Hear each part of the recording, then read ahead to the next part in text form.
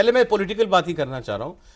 आपने कहा कि इसको अगर सॉफ्ट किया गया है तो ये चंद्रबाबू नायडू और नीतीश कुमार की शर्तें थी इस बिल पर समर्थन देने की।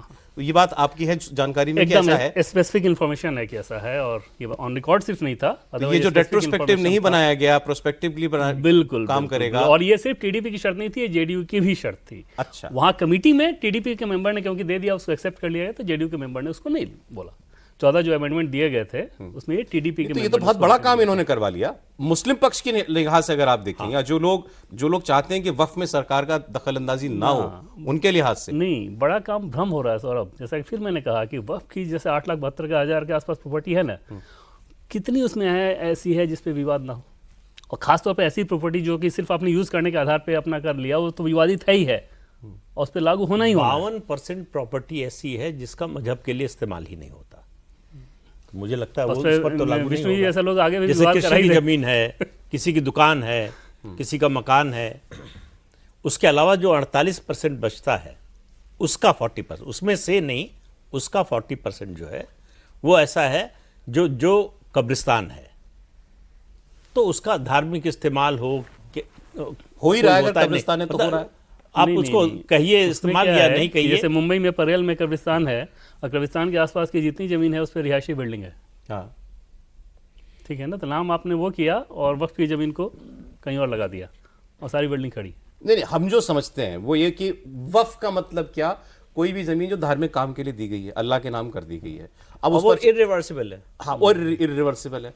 अब चाहे उस पर दुकान बन गई हो, चाहे मकान बन गया हो, चाहे वहाँ खेती हो रही हो, चाहे वहाँ पर नमाज पढ़ी जा रही हो, वहाँ पर कब्रिस्तान बन गया हो, वहाँ पर मदरसा बन गया हो, कुछ भी या मस्जिद खड़ी हो, वो चैरिटेबल पर्पस के लिए यूज होनी है, वो एज पर इस्लामिक लॉ। अब अगर सवाल ये है, ये जो हम कह रहे हैं कि जेडीयू और टीडीपी के दबाव में ये कहा गया कि वक्फ बाय यूजर, यानी मेरे पास कागज नहीं है लेकिन मेरी मस्जिद खड़ी है तो वक्फ मान ली गई, तो ये जो संपत्तियां ऐसी ऑलरेडी हैं उनको ये कानून एड्रेस नहीं करेगा। ये केवल आने वाले वक्त में समय के लिए काम करेगा कि अब वक्फ बाय यूजर नहीं है कि मैं कागज नहीं दिखाऊंगा लेकिन मेरी मस्जिद खड़ी है तो वक्फ की मान लो। अब ये आगे से नहीं चलेगा, आगे से आपको मुझे कागज दिखाना वक्फ भी आगे से वक्फ डीड होगी तभी माना जाएगा। आगे से आपको डीड करनी पड़ेगी। लेकिन जो विष्णु का ऑब्जेक्शन है वो ये कि ये पीछे, ये पहले पर क्यों नहीं लागू हो रहा? पहले मेरा कहना है विवादित है, उस पे तो है ही ना सौरभ। जिन पे विवाद है उन पे लागू होगा। नहीं, मेरा ये कह रहे हैं कि विवाद तो अधिकांश पे नहीं। मैं कुछ इसको दूसरे जो सर बात कह रहे हैं वो ठीक है, पर वो प्रोस्पेक्टिव क्लियर। सर जो बात कह रहे हैं, sir is referring to section 36 clause 7A कि अगर किसी प्रॉपर्टी में डिस्प्यूट है तो वहां पे वक्फ का रजिस्ट्रेशन अब आगे फ्यूचर से नहीं होगा और कलेक्टर उसके लिए रिपोर्ट देगा। जो मैंने इसका गहन अध्ययन किया है, और मैं ये नहीं कह रहा हूं जो मैं कह रहा हूं सही है, लोग इसमें और डिबेट करें, चर्चा करें, क्योंकि हम लोग एक ऐसे स्फीयर में हैं जहां पे हम बात करें कानून क्या होना चाहिए।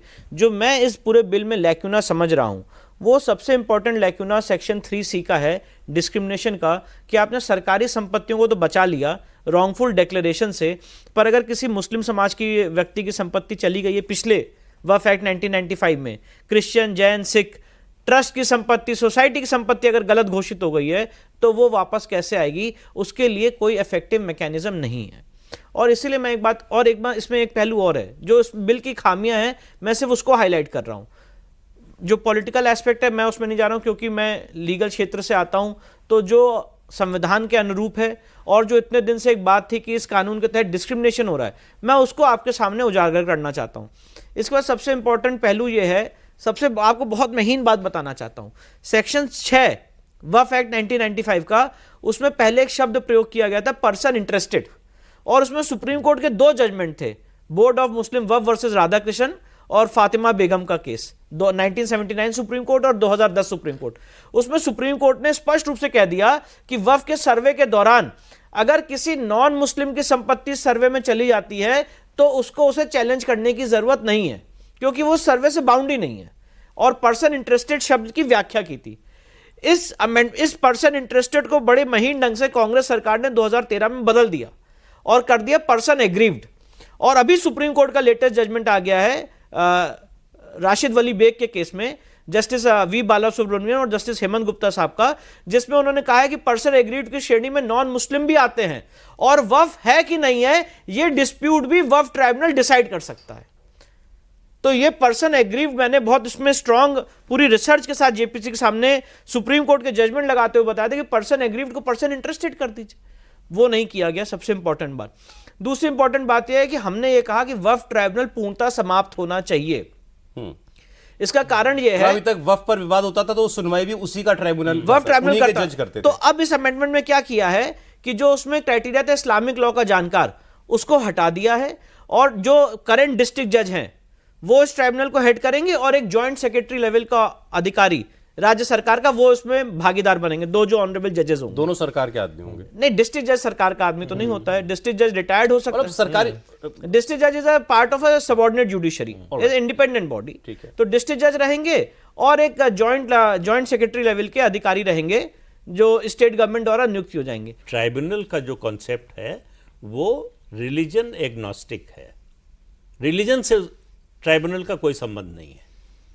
जो वक्फ के मामले में है